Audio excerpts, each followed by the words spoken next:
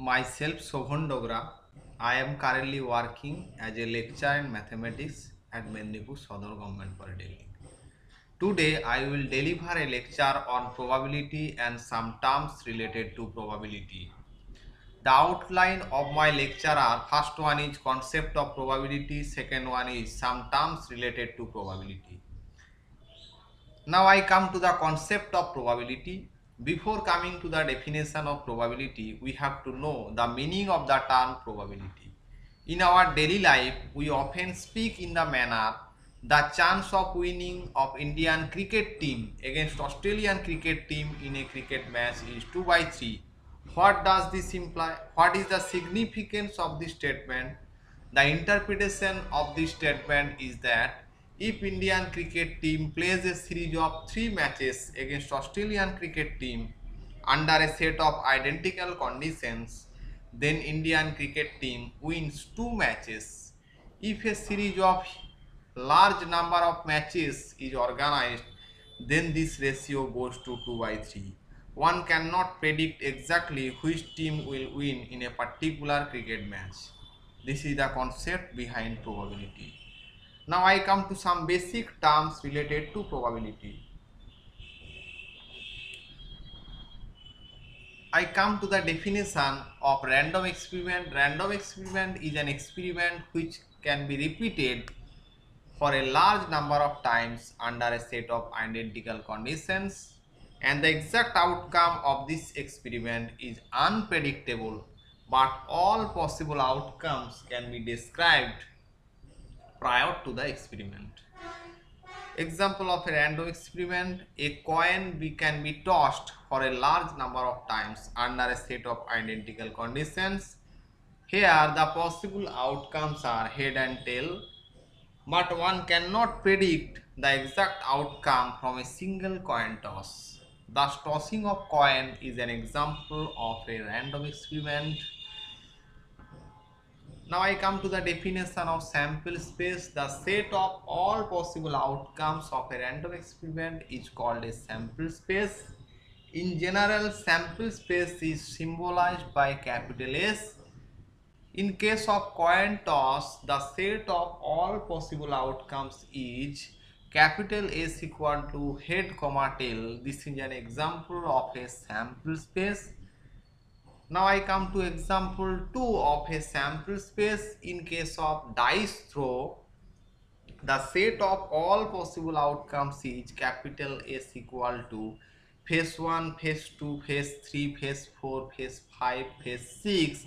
This is an example of a sample space. Now I come to the definition of event. Any subset of a sample space is called an event. That means event is nothing but a subset of a sample space. Let 2 coins be tossed simultaneously, then the corresponding sample space is capital S equal to head head, head tail, tail head, tail tail. Head head means head occurs in both the coins. Head tail means head occurs in first coin, tail occurs in second coin. Tail head means tail occurs in first coin, head occurs in second coin. Tail tail means tail occurs in both the coin. Let us consider a set capital A equal to head head, head tail, which actually stands for occurrence of at least one head, and A is a subset of capital A is a subset of capital S. Here capital A is an event corresponding to the random experiment to simultaneous coin toss. Now I come to the definition of certain event. An event is said to be certain event if it is sure to happen. A certain event takes all the points in the sample space. Let us consider the random experiment of coin toss. Here the sample space is capital S equal to head comma tail. Let us suppose an event capital A which stands for occurrence of head or tail, then capital A equal to head comma tail. Here capital A takes all the points in the sample space capital S. In this case, capital A is an example of a certain event. Now I come to the definition of impossible event. An event which can never occur is called an impossible event.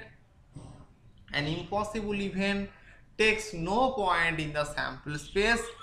Let us consider the random experiment of dice throw. Here the sample space capital S equal to phase 1, phase 2, phase 3, phase 4, phase 5, phase 6. Let us suppose an event capital A which stands for occurrence of phase 7. Actually phase 7 is unavailable in the sample space capital S. So the event capital A takes no point in the sample space capital S. In this case, capital A is an example of an impossible event. Now I come to the definition of mutually exclusive events. Two events A and B are said to be mutually exclusive if A intersection B equal to phi, where phi is the null set. In the random experiment of two simultaneous coin toss, two events capital A equal to head tail head, and B equal to tail are mutually exclusive. Actually the event A stands for occurrence of head in second coin, and B is the event which stands for occurrence of two tails, that is tail in both the coins.